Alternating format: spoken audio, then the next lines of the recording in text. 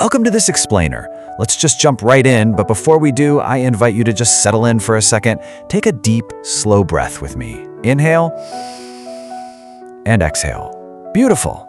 Today, we're exploring something truly profound, the architecture of awakening. We're going to look at the true nature of human consciousness and how a journey that started completely in the realm of sleep actually holds the key to how we experience every single waking moment. Let's walk through this together step by step and see exactly where this exploration of the mind leads us. The greatest discovery was never the dreams themselves. Just let that sit for a moment. It's so easy to get caught up in the sheer spectacle of it all, right? The vivid imagery, the pure wonder of what our brains can cook up while we're sleeping.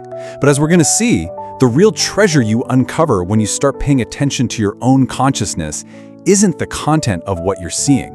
It's something much, much deeper. Think back to just 30 days ago. This whole journey began with a really simple idea, the possibility that you could become totally aware inside your own dreams. On day one, the goal was just remembering, catching those fading echoes of the night.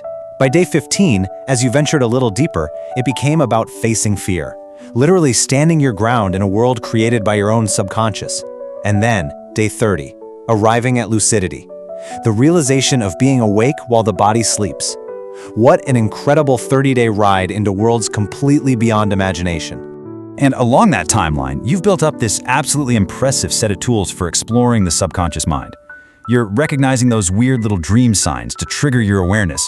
You're learning the super delicate art of stabilizing that awareness so the whole dream doesn't just collapse on you. You're exploring the deep personal symbols your mind produces, and you're even taking the reins to create your own peaceful spaces. Basically, you've learned how to listen to the deeper voice of your subconscious. You've become an architect of your own inner landscape. But what if the true awakening was never actually inside the dream? Take a second with that. What if all those amazing skills, the flying, the exploring, the creating, what if all of that was literally just a byproduct? What if the ultimate goal of these past 30 days wasn't really about the nighttime at all? The real discovery. We're going to gently shift our focus away from the dreams themselves for a moment. Because if the dream wasn't the point, then what was?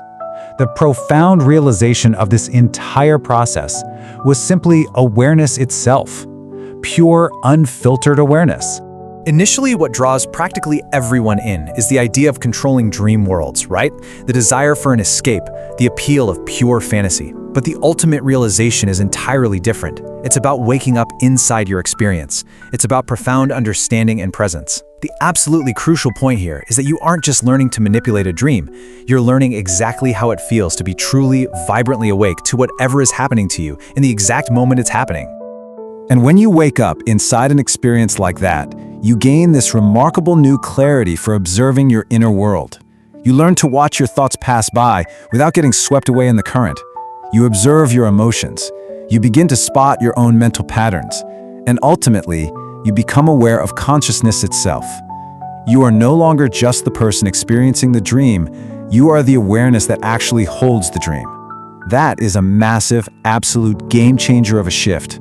Which brings us to waking up to reality. Over time, that profound, sharpened awareness you've been practicing in the dark, it doesn't just stay in the dark, it starts to follow you. It bleeds right beyond the edges of sleep and steps into your waking hours. This waking awareness means you start noticing exactly how fast your mind reacts to things in everyday life. You find yourself simply watching your emotions rise and fall during the day, kind of like you did with the symbols in the dream state. You become more present, more reflective, deeply connected to your inner world. And slowly, life starts to feel fundamentally different. Not because reality itself magically changed, but because you are now experiencing it consciously. You're experiencing it deeply. Every single lucid dream was teaching you something way beyond sleep. And maybe this was always the true purpose of the journey. The dream state was never meant to be a vacation from reality. It was a profound classroom for your waking life. It was teaching you how to pause, how to observe, how to become intimately, fully aware of your own existence. The practice of presence. If that same intense awareness can exist in the dream, it can absolutely exist in ordinary moments too. We just have to start treating our waking moments as vital opportunities to practice. So wherever you are right now, let's do a really brief breathing exercise together. Step 1, just pause and observe your surroundings. Don't judge anything, just see it. Step 2, breathe quietly. Feel the cool air enter your lungs and feel the warm air leave. Step 3. Simply experience this exact present moment, right here, right now. You are awake, you are aware, you are present. You feel that? That feeling you just accessed right there is conscious living. And you find it in the simplest, most ordinary practices. Breathing quietly, watching the sky, walking slowly. Just completely, fully listening to someone when they speak to you. When you approach these things with the awareness you cultivated in your dreams, they aren't just actions anymore. They're profound moments of connection to reality.